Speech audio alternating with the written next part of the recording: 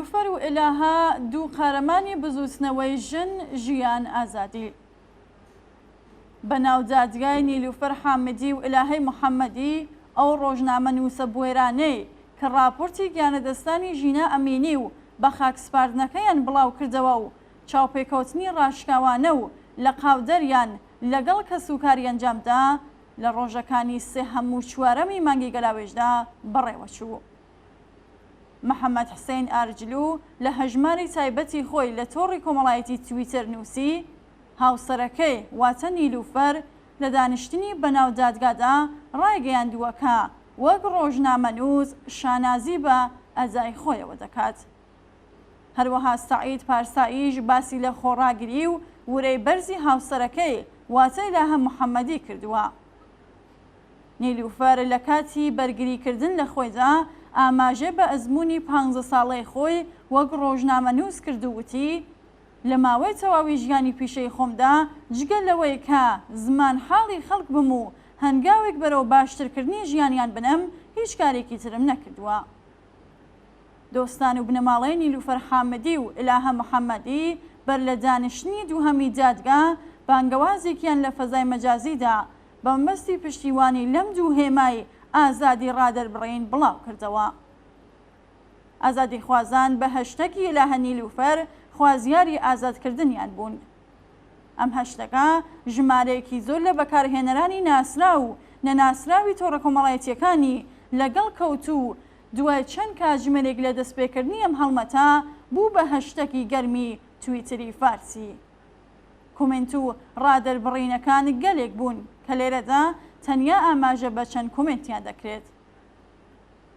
ئەلناز محەممەدی ڕۆژنامەنووسی خوشکی ئێلاهە محەممەدی لە هەژماری تایبەتی خۆی لە تۆڕی کۆمەڵایەتی تویتەر نووسیوێتی تۆ هەمیشە ئەم وێنەیە بوویت بۆ من خۆڕاگر و خۆشەویست چاوەڕێی ڕۆژی ئازادبوونتم چاوەڕوانی ڕۆژی ئازادبوونی خوشکەکەی ترمان نیلوفەریش ئارەش سادقی چالاکی مەدەنی و زیندانی سیاسی ناسراو ئەو دوو کەسەی بەڕاستی گوێژ ناوبردوو نووسی ڕۆژنامەگەری پیشە نییە باوەڕ بە دۆزینەوەی ڕاستی و هەر کەسێک بە چرای ڕاستیەوە بە دوای ڕۆشنگەریدا بگەڕێت جێگە و پێگەی بەرزی خۆی لە کۆمەڵگەدا دەدۆزێتەوە. بەکارهێنەرێکی تر ڕووبەوان نووسیوێتی خەڵکی ئازادی خواز قەرزاری شەرافەت و پابەندبوونتان بە ئازادی و یەکسانی و ڕاستی دەبن. یەکێکی تر لە بەکارهێنەران دەڵێت ئێوە ئەو دوو کەسە بە تەنیایی بەڵگەیەکی ڕوونی ڕسوایی ئەم حکوومەتان بەڵگەی دوژمنایەتیەکەی لەگەڵ ژن لەگەڵ ژیان لەگەڵ ئازادی. نیلوفەر حامدی ڕۆژی چوارشەممە 30 خەرمانان دوای بڵاوکردنەوەی وێنە و راپۆرتی ژینە ئەمینی و بنەماڵەکەی لە نەخۆشخانەی کەسرایتاران دەست بەسەر کرا. ئێلاهە محەممەدیش دوای بڵاوکردنەوەی هەواڵی ناشنی ژینە ئەمینی هێمای شۆڕەشی ژن ژیان ئازادی لە سەقز دەست بەسەر کرا. دادگای یەکەمیەوە دوو کەسە لە پشت دەرگا دەخراوەکان و بەبێ ئامادەبوونی کەسوکار و ئەنجامی بنەماڵەکەیان بەڕێوە چوو.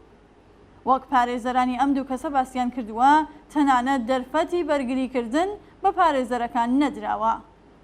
شەهاب میرلوحی پارێزەری ئێلاهە محەممەدی وتی ئێمە لەم پەروەندەیەدا کەم و کۆڕی فۆرمی جددیمان هەبوو. بە بۆچوونی ئێمە دادگای شۆڕش سەلاحەتی بە دوواداچوونی ئەم پەروەندەیە نییە و پێویستە دۆسیەکە لە دادگایکی متمانە پێکرا و بە شێوەی ئاشکرا لێکۆڵینەوەی لەسەر بکرێت. ناڕزایەتی پارێزەران و کارزانەوە جیهانی و نێخۆیەکان دەسەڵاتی دادوەری گەندەڵی ڕژیمی ناچار کرد دانیشتنی دووەمی بەناو دادگایەکە بە ئاشکرا ئەڵبەتە لەگەڵ ڕەچاوکردنی ڕێشوێنی فێڵبازانە و بەرتەسکەرەوە بەڕێوە بات. ئێستا نیلوفەر و ئێلاها ڕوخساری بزوستنەوەی ژن ژیان ئازادین. چەندین خەڵاتیان وەرگرتووە و ساڵی ڕابردووش وەک یەکێک لە کەسایەتە کاریگەریەکانی ساڵی 2022 ناستێنران. فەرناز داوەری فیلمێکی ئەم دوو پەیامنێرەی لە یاریگای ئازادی بڵاو کردەوە کە دروشم دەدەن.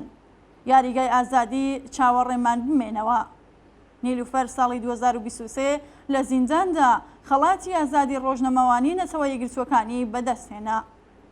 ناوبراو یەکەم کەس بوو کە لە مانگی جۆزەردانی ساڵی 1401دا هەواڵی تەقەکردنی مەئمورێکی گەشتی ئێرشادی لە ژن و مێردێک لە پارکی پەردیسان لە تاران بڵاو کردەوە.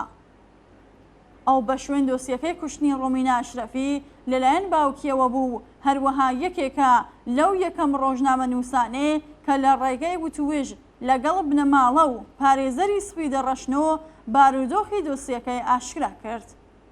ئەو وێنەی دایک و باوکی ژینە ئەمێنی کە نیلوفەر حامدی لە نەخۆشخانەی کەسرای تاران بە مۆبایلەکەی خۆی گرتبووی خەڵاتی وێنەی 1401 بەدەستهێنا. ئەو بەر لە قەتڵی حکوومەتی ژینە ئەمێنی خەڵاتی ئینسافی بۆ راپۆرتی بە کاتی ئەرشاد وەرگرت بوو. ئێلهە موحەممەدیش چەندین راپۆرتی لەبارەی کوشتنی ژینە ئەمینیەوە بڵاو کردەوە. ئێلهە ساڵانێکی زۆرە لە پێناو بەدەستهێنانی ڕاستیەکان بابەت و راپۆرتی لە قاودەری جۆراوجۆری وەک دڵە ڕاوکەی ئێرشاد، راپۆرتێکی لێکۆڵینەوە لەسەر دەرەنجامە دەروونناسیەکانی کۆمەڵگا سەبارەت بە کردەوەکانی پۆلیسی ئەمنیەتی ئەخلاقی، گەشتی دووگیانی لە نەخۆشخانەکان و هەروەها شەوی درێژخایەنی لێبوردن و لە سێدارەدان نووسیوە. تایبەتمەندی سەردەمی شۆڕش ئەوەیە کە قارەمانانی ئیلهام بەخش دروست دەکات. نیلوفەر حامدی و ئێلهە موحەممەدی نمونەی ئەو قارەمانانن. ئەوان دوو ڕۆژنامەنووسی مرۆڤدۆست و بوێرن کە لە ناو قەفەزی ڕێبەرانی کۆماری ئیسلامی ئەم هێمای دیلیەتی و زیندان و ئەشکەنجەیەدا سرودی ئازادی دەڵێنەوە. ئەوان جێگەی شانازین بۆ ئازادی خوازان و هەوێنی بەهێزکردنی تێکۆشەرانی شۆڕشی ژنجیان ئازادین. زۆری پێناچێتگە بزوستنەوەی شۆڕشگەرانە ڕێگای ئازادبوونی ئەوان و سەرجەم زیندانیانی سیاسی خۆش دەکات.